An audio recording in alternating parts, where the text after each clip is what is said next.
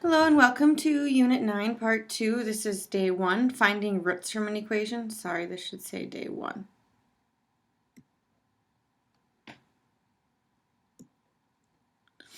So you're going to learn to explain the difference between standard, factored, and vertex form, and you've actually seen all three of these forms before. You just need to remember them. You're going to learn what the zero product property is, and then you're going to write an equation in factored form, and this is just basically from the roots, or what we call zeros. Remember, that's just when it crosses the x-axis. So here are your three forms. Standard form, ax squared plus bx plus c. Remember, the only thing we know from standard form is that c is the y-intercept. We also know that this value a tells us whether it opens up or down. If it's positive, it opens up. If it's negative, it opens down. Then we're going to move on to vertex form. Remember, this is when we did transformations. If it's positive on the inside, it actually goes left, and if it's negative, it actually goes right. That also is the x coordinate of the vertex. And this k tells us whether it goes up or down. And it's also the y-coordinate of the vertex. And that's something we've used before. And now we're going to move on to factored form. And you've sort of seen this before when we did our factoring it, but now you're going to find out that this R1 and R2 are what we call roots. And this is just that word that we used last chapter, zeros. It's where it crosses the x-axis. All right, so we're going to first look at a graph here. So I have a graph here. It says, what are the zeros? And remember, that's where it crosses the x-axis.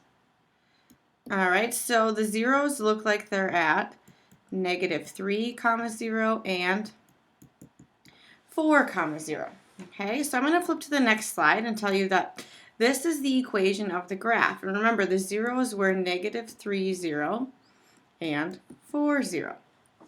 So what do you notice about the zeros and the equation? Well, I see this -4 here and this +3, but I know that my 0 was at +4 and my other 0 was at -3, so it must be the opposite sign. Okay, so we have something. So now we're going to look at this next one. It says, what are the zeros of this graph? Well, the 0 is at -1, 0 and 2, 0. So the next question is, what do you think the equation is? Well, if I look back at that one, my 0 was really a -3 when I wrote +3 in the equation, and my 0 was really a +4 when I wrote -4 in the equation. So when I go to write this equation, I write y equals, and I'm going to write a +1 because my 0 was at -1. Remember, it's the opposite. And I'm going to write -2 because my 0 was really at +2, but it's the opposite. So that would be some sort of generic equation for this graph. Now, if you look back to our equation here, we have a stretch factor, and a in front is just that stretch factor. That's where it tells us if it's wider or narrower. And we don't need to worry about that right now when we're just getting introduced to this equation. We're going to be worrying about that tomorrow. Okay? So now it says, what are the zeros of this graph? Okay, so the zeros again are at -1, 0, and it's at. So what do you think the equation is? I want you to pause the video and see if you can just write it down. And again, we're not worrying about whether it's wider or narrower right now. We're just worried about the zeros. So if you start it, you should have written a +1 because it was really a -1, and a -3 because it was really a +3. Right, so then we get to our next example. Again, pause the video and see if you can come up with the equation. The zeros are at -4, 0 and -1, 0.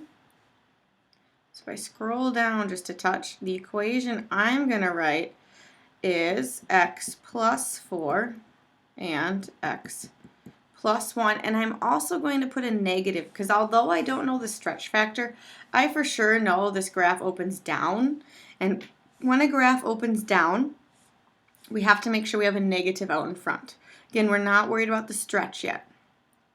All right, so here's the big gist of our thing. It's called the zero product property. If the product of two quantities equals 0, at least one of the quantities must equal 0. So basically, I'm going on, this is not in your notes over here, but if I want to multiply to get 0, I could do like 5 times 0 because anything times 0 is really going to be 0. I could do 0 times 4, which is going to give me 0.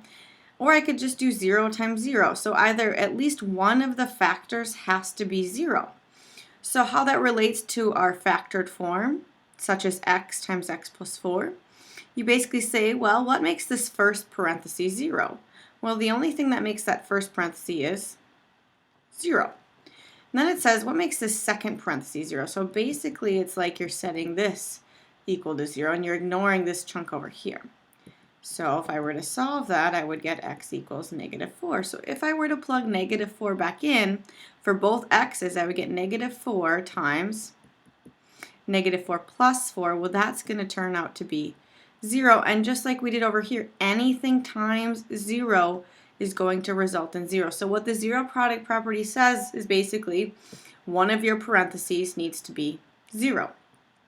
So for this one, to make this first parenthesis 0, I just need to plug in 0. To make the second parenthesis 0, basically I need to cancel out this positive 4. So I'm going to get a negative 4. Now the quick way to do it down on this next one is just to say, well, it's the opposite sign. So my first 0 is 2 comma 0, because 2 minus 2 gives me 0. My second 0 is really just a negative 3, because a negative 3 plus 3 cancels out to be 0. And remember, the zero product property says both or one need to be 0. Right? So those are the easier examples, and we can do the shortcut on a couple of them. So if I look at these next ones, what makes this 0? Well, that's going to be negative 5. And what makes this 0? Well, that's also negative 5. So I really only have one 0. And going back to that last unit, that just means that at negative 5, it only crosses the x-axis once, which means that's also my vertex for this one. All right? So when I look down at this next one, and it gets a little harder. It's easy to see what makes this first parenthesis 0. It's a positive 1, because 1 minus 1 gives me 0. But it's not quite as easy to see what makes that next parenthesis 0. So my suggestion is to take something that's complicated and just set it equal to 0 and solve. So get rid of your addition and subtraction first. So I'm going to subtract 1. And then I'm going to divide 2. So I get x equals negative 1/2, or negative 0.5. So my other 0 is at negative 0.5 comma 0. So visually what's happening then is I have one time it crosses at the x-axis at 1, and the other one crosses at 0.5, and it's just going to look something like that. All right, now you can always check. 2 times negative 0.5 plus 1 should give me 0. Well, half of 2 is 1, so I get negative 1 plus 1, which gives me 0, so I know I found it right, because remember, the zero product property says one or both have to be 0. Okay? All right, so this last one is the hardest one. So I'm basically just going to take both parentheses and set it equal to 0 and solve. So 3x, I'm going to add 2 over, equals 2, divide by 3. So my first 0 is at x equals 2/3. So I get 2x equals 1. And my second 0 is at x equals 1/2. So my two zeros are at 2/3 comma 0 and 1/2 comma 0. So again, when you get to something complicated, just set it equal to 0 and solve. All right? All right, so the next couple examples we have to actually factor them. So we have to remember our factoring skills, which remember goes back to our diamond. So this one I have a positive 3 on top, negative 4 on the bottom. The only thing that's going to multiply to 3 is 3 and 1, and they're both going to be made negative because of adding to a negative 4. So I get x minus 3 and x minus 1 equal to 0. So these ones are the easy ones. My first 0 is x equals 3. My second 0 is the opposite sign, x equals 1. And you can always check by plugging your number back in. If I plug 3 in, I get 3 minus 3 times 3 minus 1. Well, that's 0 times 2. Anything times 0 is going to give me 0. If I plug 1 in, I get 1 minus 3 times 1 minus 1, which is negative 2 times 0. Anything times 0 gives me 0. So you can always check your answers too for this. You always want to multiply to be 0. All right, so my second one, I want you to pause and see if you can remember how to factor this. 16 goes on top, 8 goes on the bottom. We want to multiply to 16, add to 8, so that's 4 and 4. So I get x plus 4, x plus 4. Again, these are the easy ones. There's no number out in front, so x equals negative 4 is my first 0, and x equals negative 4 is the same thing. So always go back and check. If I plug negative 4 in here, negative 4 plus 4 is 0, so that's always going to multiply by 0. And negative 4 plus 4 is 0, so that's going to multiply to get me 0.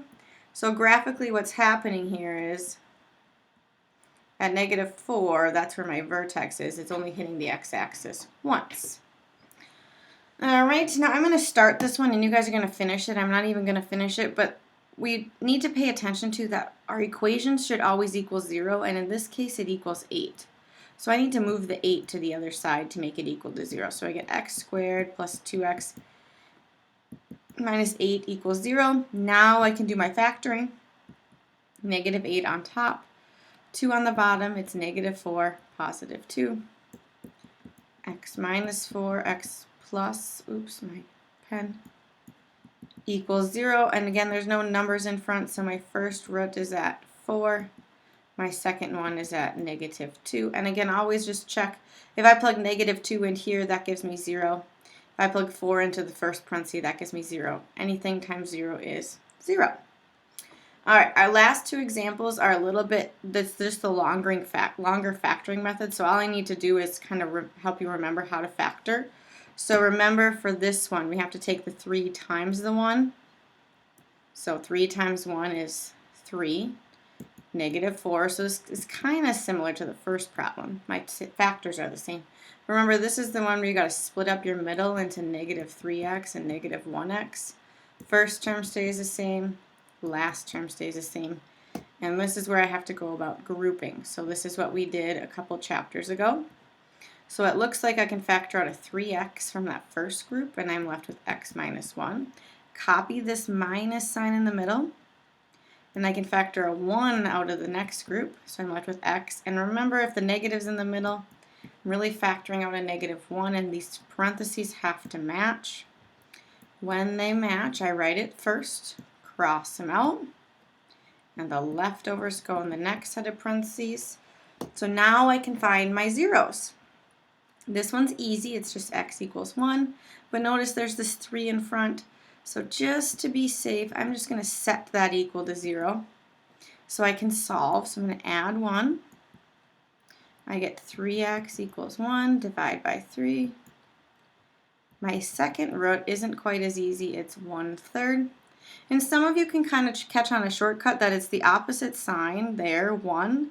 And then you always just have to divide by the number in front, which is 1/3. So instead of having to go through all this solving, some of you can probably see that I can just change this sign and then divide by the number.